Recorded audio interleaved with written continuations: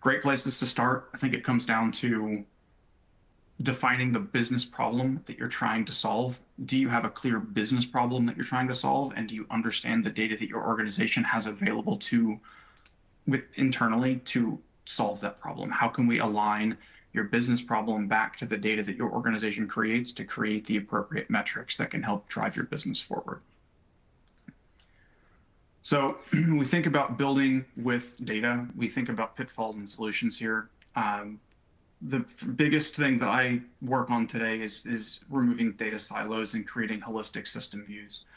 Taking anything from two systems that are isolated in two different parts of your organization and bringing them together to create one comprehensive view, or something as complicated as 55 systems. How can we take 55 different unique data systems that are helping support various aspects of your business and pull those together to create one comprehensive summary of your business?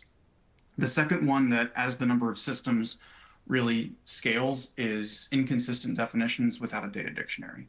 Do you know what data is being input into each system across your organization? And is the definition of that data consistent and accessible to the rest of the organization so that your upstream and downstream users all know what you're talking about or are on the same page? Manual data manipulation is never going to go away.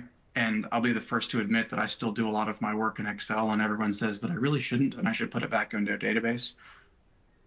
Let's be realistic. Excel is not going to go anywhere, and we're still going to manipulate data manually. However, where possible, take any of that consistent data manipulation and work with a team that manages your database or manages your systems of record to get that manual data manipulation back into the appropriate system of record so you're not doing data cleaning in Excel and using that as a source of truth. Data quality, just generally, is definitely a challenge across the landscape of business today. And then the last one here, stewardship and ownership of your data assets, understanding your producers and consumers and who is, at the end of the day, ultimately responsible for the 5 different metrics that we called out before, the 5 different attributes of data, the completeness, accuracy, timeliness, consistency, and accessibility. Who is responsible for that within your enterprise is very, very important to define. Jump to the next one here. We think about your data readiness. We think about 5 different things that tie back very closely to what we just talked about with the pros and cons, or pitfalls and solutions there. Is your data relevant? Does the field that you're working with actually answer the question you're asking? Is it reliable? Can you consistently get accurate data free of errors or duplicates when you're making a decision? Are you able to actually reliably use that on a frequent basis as well? Is the data updated stale? Is it updated on a daily basis, or are you getting something, 15 days in arrears? Does that data timeliness match your decision cadence? If not, you're making a decision from old data, which is probably going to lead to a counterproductive solution. Accessibility, we called this one out as well before, but can your stakeholders easily retrieve data from the source?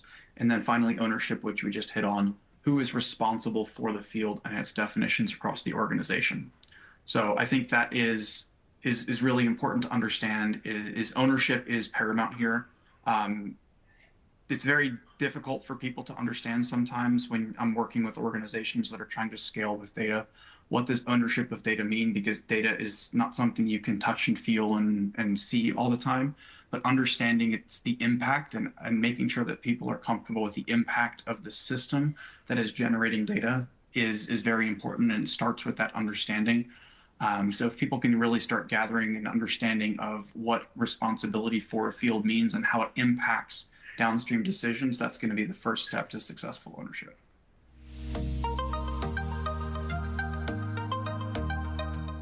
We think about where advanced analytics goes across the spectrum here.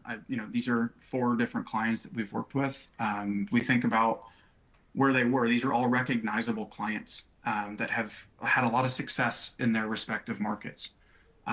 We think about where data is. You think Delta uses data all the time, but that's not the way that they were even in recent years. Is what changed at Delta. They wanted to change their culture to be much more transparent about on-time departures.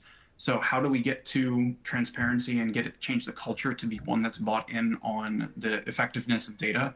Every gate agent at every Delta terminal in the world had a dashboard that showed on-time performance for the entire organization. That just changed the culture to make sure that their terminal, their gate wasn't going to be the one that was delayed. John Deere, they're obviously not one that I think a lot of people think about with data. At least I didn't, since I've primarily worked with finance, but they started getting a lot of complaints over the course of time of, hey, my equipment's not working. Why is it not working? And it became very expensive for John Deere and their customers. So they started putting IoT sensors within all of their equipment that was able to then predict breakdowns so that John Deere could proactively start communicating with their clients, their customers, to reduce downtime and costs and ensure that their goods and services were able to be produced in a timely fashion. Capital One, they turned their entire business to one that's centered around data. How can you make data-driven decision and forecasting decisions in real time to optimize your credit risk that creates personalization for all of your customers? And then finally, like McLaren, I think anyone that follows F1 has seen their success in the past 2 years. But how are you using real-time data to make changes in real time to how they're working with their cars on track?